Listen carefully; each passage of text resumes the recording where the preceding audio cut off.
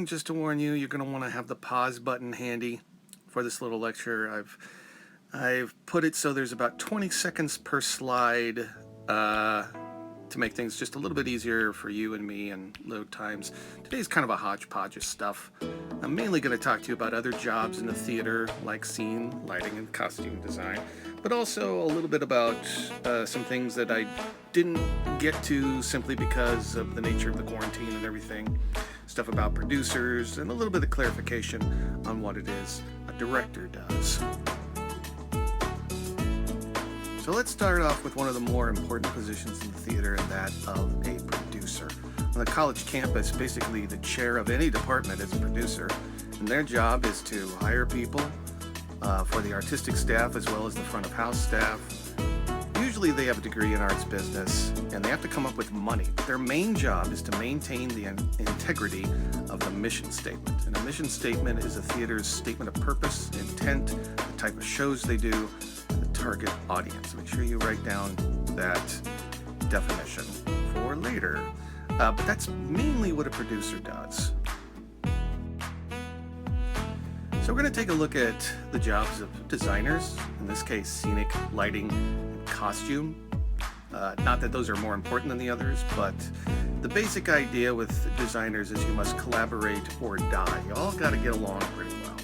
And that collaboration starts off first with the director, right? And we've talked about what a director does. By the way, if I've had to define what a director does, if I haven't done that already, a director interprets the play and creates a vision. They're basically the coach of the team, and they're the one that basically helps decide what happens and what doesn't happen. But the person who is the most important person in the theater is the stage manager.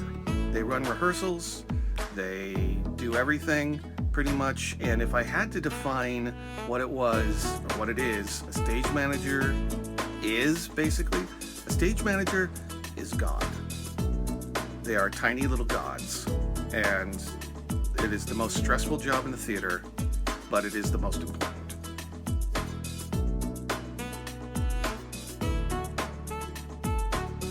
And no, I don't want to do the time warp again. I didn't even want to do it the first time, and you made me.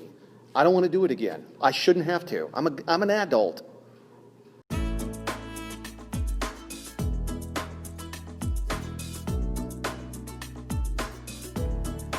So yes, there are other jobs in the theater, obviously, but let's look at three specifically. So let's start with the scenic designer. The scenic designer designs and builds, most oftentimes, the set. And so they have to have an idea of architecture, interior design, design history, and they must come up with a design metaphor. That is a statement, a visual statement that expresses the totality of the show. For example, if you're going to do Les Miserables, you have to have a barricade, right? And this is a community theater production of Les Miserables, and as you can see, it's not a bad job for a barricade. That ladder there is a little bit out of place, but it still works. In the musical Little Women, there is a moment where they have to fly a kite on stage, and you have to figure out how to do that. Now, if we were doing it in Hainline Theater, it wouldn't be a problem. You just attach some fish line. But if we were doing it in Horribin, it would be a little bit more difficult, and that's the type of things that a scenic designer has to figure out. So with Becca's permission, your TA, I have been given permission to talk about costume design. And yes, costume designers design and build the costume, but they also will tailor or sew the costumes. They'll do research, they'll measure actors, they'll plot a quick change, which is a fast costume change that an actor might have to do on stage. They're fun to choreograph, actually.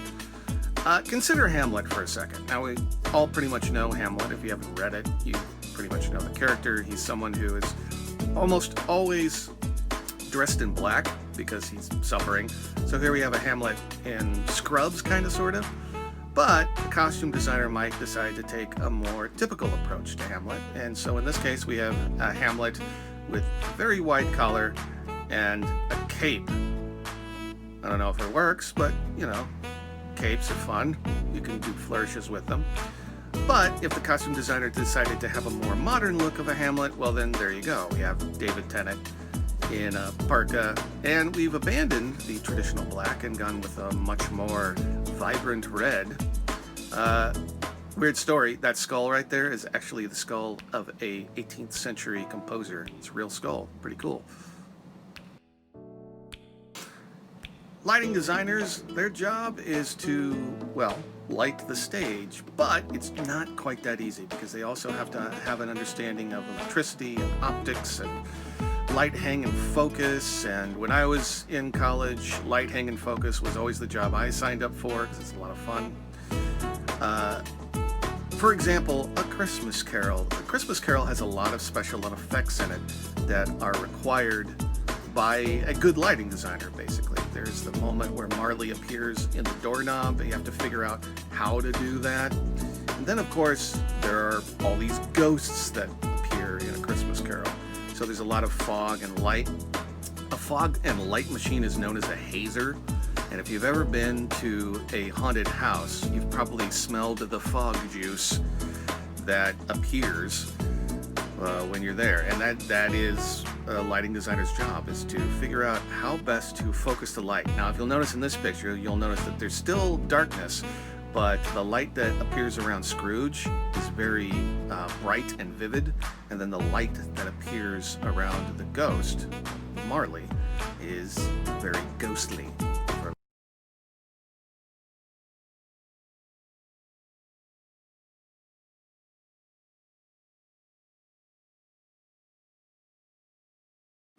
Meow.